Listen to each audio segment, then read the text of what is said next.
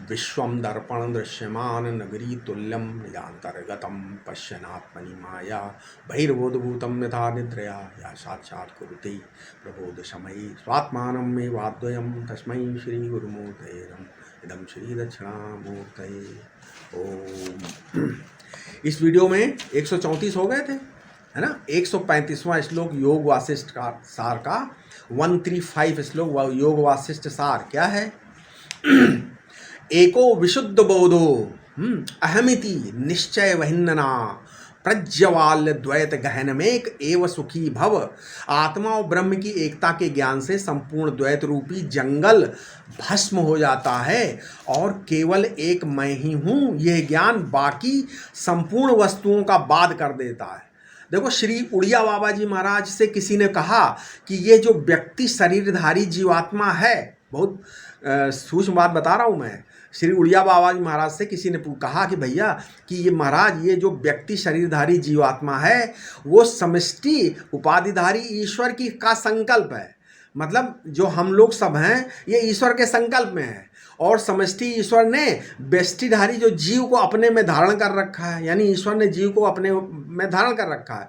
उस पर श्री उड़िया बाबा जी ने कहा कि नहीं, ऐसा नहीं है। तब क्या है, उन्होंने बोला ये समष्टि नाम की कोई चीज है, ये कल्पना कौन कर रहा है? ये कल्पना भी व्यष्टि अंतःकरण जीव की है ना। जीव तो समष्टि कल्पना कर रहा है, ये अंतःकरण ही समष्टि प्रपंच की कल्पना करके जो अंतःकरणावच्छिन्न चैतन्य है वही कल्पित समष्टि प्रपंचत्वावच्छिन्न चैतन्य के रूप में ईश्वरत्वेन भासता है। क्या समझे?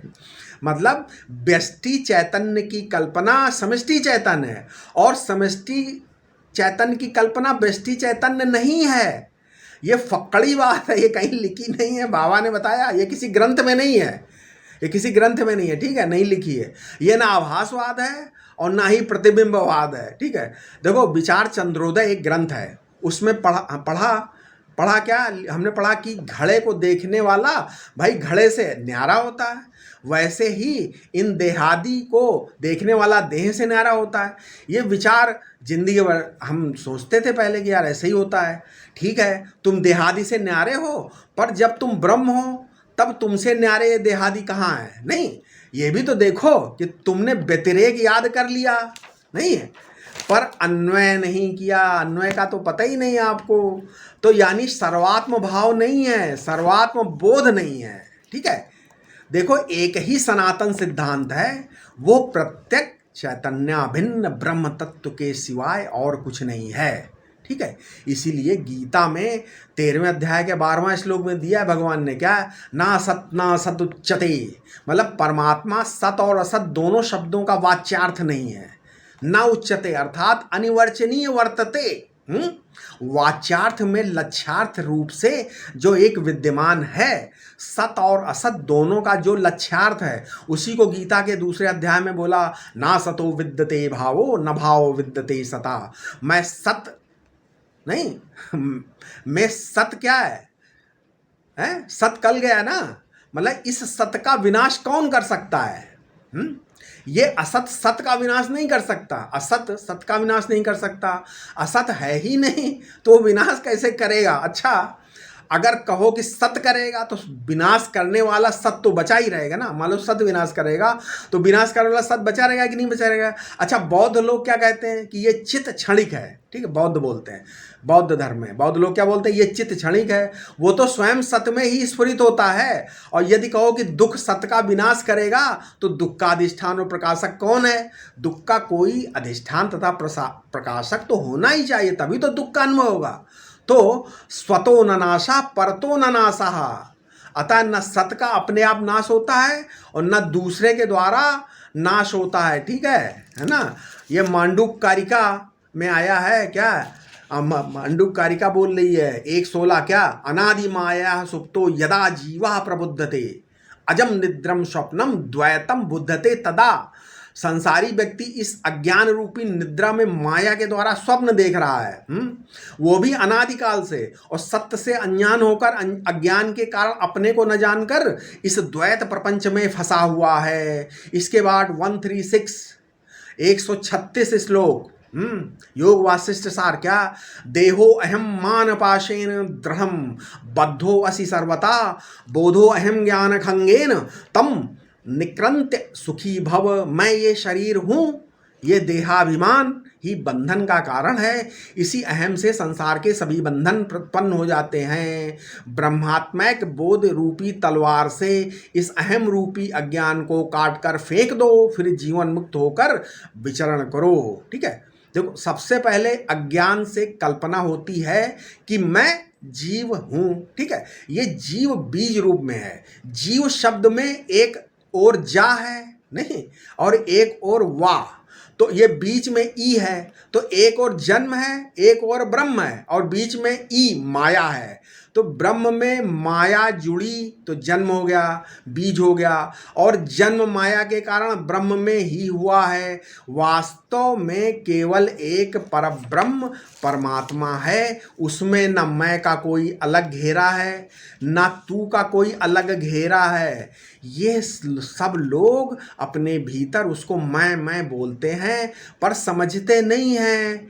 इसमें न कहीं सुख है, न दुख है, न जन्म है, न कहीं मृत्यु है। जैसे अंधकार में पड़ी हुई रस्सी को न जानकर उसको सांप, माला, डंडा, भूछिद्र है ना रूपी विकल्प कर लिए गए, उसी प्रकार अपने स्वरूप को ब्रह्म न जानकर नाना प्रकार के विकल्प कर लिए। सारा रहस्य ये है कि परब्रह्म परमात्मा में सारा व्यवहार कल्पित रीति से ही हो रहा है। ये शास्त्र कल्पना ही है।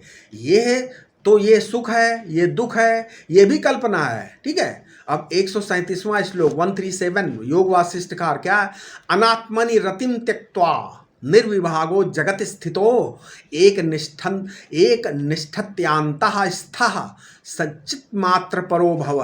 हे राघव, अनात्म वस्तुओं को त्याग कर सब अपने स्वस्वरूप में स्थित रहो, आत्मस्वरूप होकर रहो। निदिध्यासन द्वारा अथवा ब्रह्माकार वृत्ति निरंतर जागृत रहनी चाहिए।